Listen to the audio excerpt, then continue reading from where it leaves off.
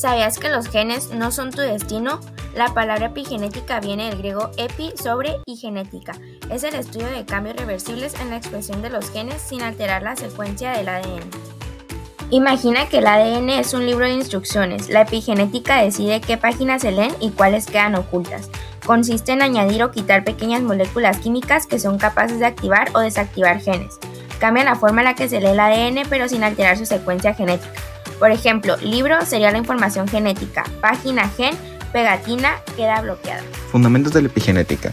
Es un proceso fundamental para el funcionamiento de todas las células vivas, ya que permite que el genoma dé lugar a funciones celulares específicas. La expresión génica es responsable de que células con el mismo ADN puedan tener estructuras y funciones diferentes, como una neurona y una célula muscular.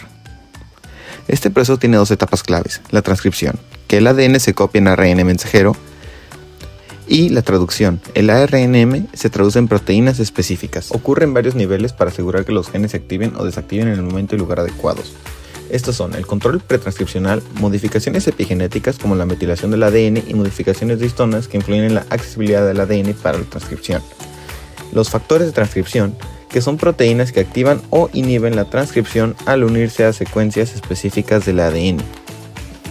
Y también tenemos el control posttranscripcional, que son regulaciones que afectan la estabilidad, procesamiento y traducción del ARNM. En 1958, David Nanny propuso que las marcas epigenéticas son heredables.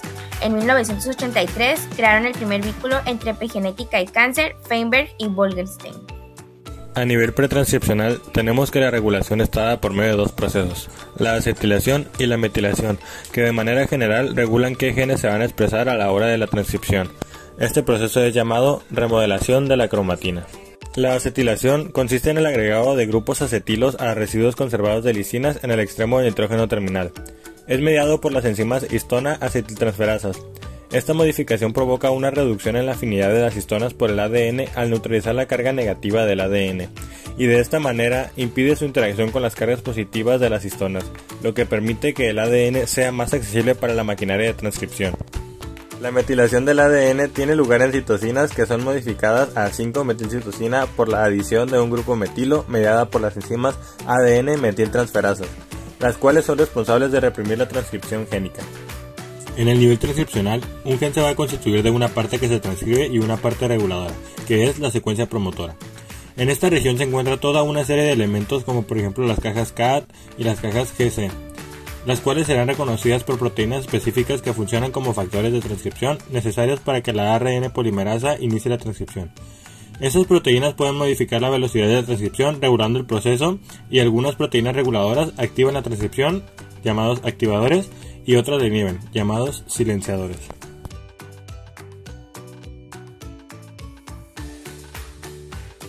La regulación a nivel traduccional representa un complejo sistema de control que determina cuándo, cómo y durante cuánto tiempo los ARN mensajeros se convierten en proteínas funcionales. A continuación vamos a analizar los mecanismos moleculares que gobiernan este proceso, desde los complejos de iniciación que deciden qué mensajes se traducen hasta los sistemas de terminación que garantizan la producción precisa de cada proteína.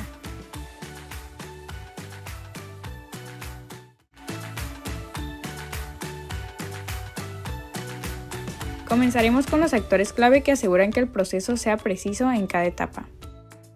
En la iniciación, los factores EIFs como el EIF2 y el EIF4E marcan el comienzo de la síntesis proteica, mientras que secuencias como el CAP5, la cola de poliadenilato y los IRES permiten el reclutamiento del ribosoma bajo distintas condiciones. La disponibilidad de estos factores es regulada por vías como mTORC1, que libera el EIF4E al fosforilar 4E-BPS, o por estrés, vía quinasas de EIF2. Durante la elongación, los factores EEFs como EEF1-alfa y EEF2 garantizan la incorporación eficiente de aminoácidos, y su actividad puede ser modulada por señales como la escasez de nutrientes o la fosforilación de EEF2. En la terminación, los factores ERFs reconocen los codones de parada y liberan la proteína, mientras que enzimas como ABCE1 separan las subunidades ribosomales para su reutilización. Fuera de estas etapas, las proteínas de unión a ARN, o sea las RBPs, como CPEB o pumilio, junto con las miRNAs, ajustan la traducción en respuesta a necesidades celulares, ya sea activando o reprimiendo ARN mensajeros específicos. Estos sistemas en conjunto van a permitir que la célula adapte rápidamente la síntesis de proteínas a demandas metabólicas, señales externas o estados fisiológicos, evitando errores y optimizando el uso de recursos. Mecanismos que evitan la traducción infinita. La regulación de la traducción para evitar que continúe indefinidamente depende de varios mecanismos clave que garantizan que el proceso sea finito y controlado. En primer lugar, la degradación del ARN mensajero va a actuar como un reloj que va a limitar su vida útil. Esto incluye la deadenilación, donde enzimas como CCR4, NOT y PARN acortan la cola de poliadenilato. Seguida MKL, del decapping, o sea la eliminación del Cap5 por complejo DCP1 y DCP2, lo que expone el ARN mensajero a exonucleasas como XRN1 y el exosoma para su degradación completa. Además, el NMD o Nonsense Mediated Decay detecta y destruye ARN mensajero con codones de parada prematuras mediante el reclutamiento de proteínas UPF, mientras que el No-Go Decay o NGD y el Non-Stop Decay o NSD intervienen cuando el ribosoma se estanca o el ARN mensajero carece de codón de parada, respectivamente cortando el ARN mensajero o marcándolo para su degradación. Por otro lado, algunas proteínas ribosómicas como L4 en bacterias o RPS28 en eucariotas regulan su propia síntesis uniéndose a sus propios ARN mensajeros cuando hay exceso. Esto evita una producción descontrolada. Los microARNs o miRNAs también contribuyen al silenciamiento traduccional al unirse al 3-UTR del ARN mensajero, bloqueando la iniciación o reclutando enzimas degradadoras. Finalmente, si el ribosoma se atasca, sistemas de rescate como DOM34-HBS1 en eucariotas o tmRNA en bacterias liberan el ribosoma y marcan el ARN mensajero para degradación. Después de la traducción, los ARN mensajeros pueden almacenarse en gránulos como los P-bodies o degradarse por completo. Estos mecanismos evitan que la célula gaste energía en ARN mensajeros defectuosos, produzca proteínas tóxicas o pierda la capacidad de adaptarse a cambios ambientales, asegurando una síntesis proteica precisa y eficiente. Ahora seguimos con la regulación a nivel posttraduccional. Esto comprende a todos esos cambios químicos que suceden en una proteína una vez sintetizada por el ribosoma o bien traducida por el ARN mensajero. Esto es esencial porque permite la correcta estructura y el correcto funcionamiento de la misma.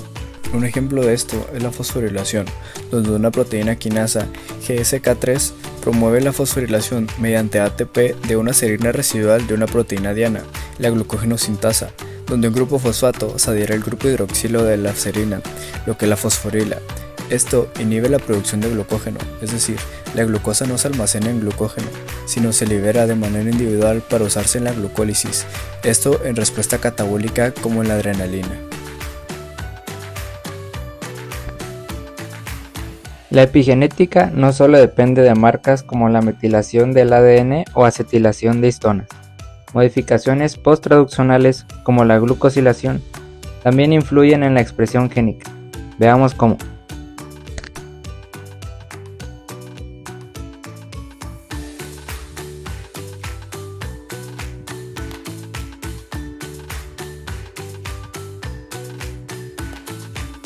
En células, algunas proteínas como histonas o factores de transcripción reciben residuos de azúcar en un proceso llamado glucosilacetilación.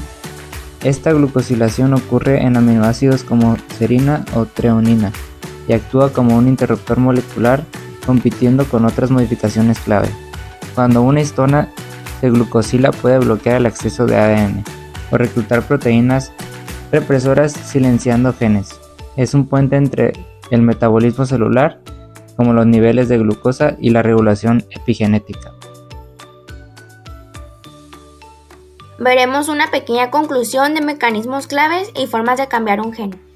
Añadir grupo metilo a las bases nitrogenadas del ADN, exactamente a las citosinas, impedirá que se le añadan las proteínas necesarias para leer el gen en concreto, por lo que quedará inactivado. La larguísima cadena de ADN se encuentra empaquetada gracias a las histonas. Si está muy empaquetada, los genes no se expresan, estarán inactivos. Si las histonas desenrollan el ADN, este puede estar accesible y los genes se expresan. Todas las células del cuerpo tienen el mismo ADN. Por ejemplo, la célula del hígado expresará genes que metabolizarán fármacos y tendrá silenciados los genes que le permitirán ver como nuestros ojos. Los ARN no codificantes son moléculas de ARN que no producen proteínas, pero controlan cómo y cuándo se expresan los genes, especialmente a través de mecanismos epigenéticos. Los ARN largos no codificantes actúan como guías moleculares para reclutar complejos de proteínas que modifican histonas o ADN. Algunos ARN no codificantes dirigen enzima como las ADN metiltransferansas a regiones específicas del genoma para añadir grupos metilos bloqueando la expresión génica. Los ARN largos no codificantes interactúan con enzimas que añaden o eliminan grupos químicos en las histonas. Algunos ARN largos no codificantes actúan como andamios para unir regiones distantes del ADN, formando bucles o dominios que activan o reprimen genes. Los microARNs y otros ARN no codificantes cortos pueden silenciar genes al unirse a ARN mensajeros, pero los ARN largos no codificantes pueden secuestrarlos para evitar su acción. ¿Cómo dos personas con el mismo ADN pueden ser tan diferentes? La respuesta está en la epigenética, interruptores que activan o apagan genes sin cambiar el ADN, por dieta, estrés, ejercicio, etc. Explican por qué uno puede desarrollar diabetes y el otro no. El ambiente y el estilo de vida importan más de lo que creíamos. En cáncer, la metilación anormal puede silenciar genes protectores. Gemelas idénticas con cáncer de mama, se observó que la que presentaba cáncer presentaba metilación exagerada del gen DOX7. El gen DOX7 hipermetilado se podría utilizar como biomarcador para detectar presencia de cáncer de mama. ¿Pueden heredarse cambios epigenéticos? La falta de nutrientes como ácido fólico y vitamina B12 altera la adición de grupo metilo al ADN, silenciando genes críticos para el metabolismo y el desarrollo. Por ejemplo, en la hambruna holandesa, la desnutrición materna modificó la metilación en genes asociados al crecimiento fetal. Estudios en animales también confirman la hipótesis. Ratas preñadas expuestas a pesticidas como el glifosato transmitieron enfermedades como obesidad y problemas renales hasta la cuarta generación. La historia de las familias que no comieron es un recordatorio de que nuestras decisiones y experiencias dejan huella más allá de nuestra vida. La epigenética no solo explica cómo el hambre modela el destino biológico de generaciones, sino que también ofrece esperanza al entender estos mecanismos. Podemos intervenir para romper ciclos de enfermedad y sufrimiento. Si conocemos qué cambios epigenéticos se encuentran en determinadas enfermedades, podríamos desarrollar fármacos que actúen en estos cambios para revertir la realidad.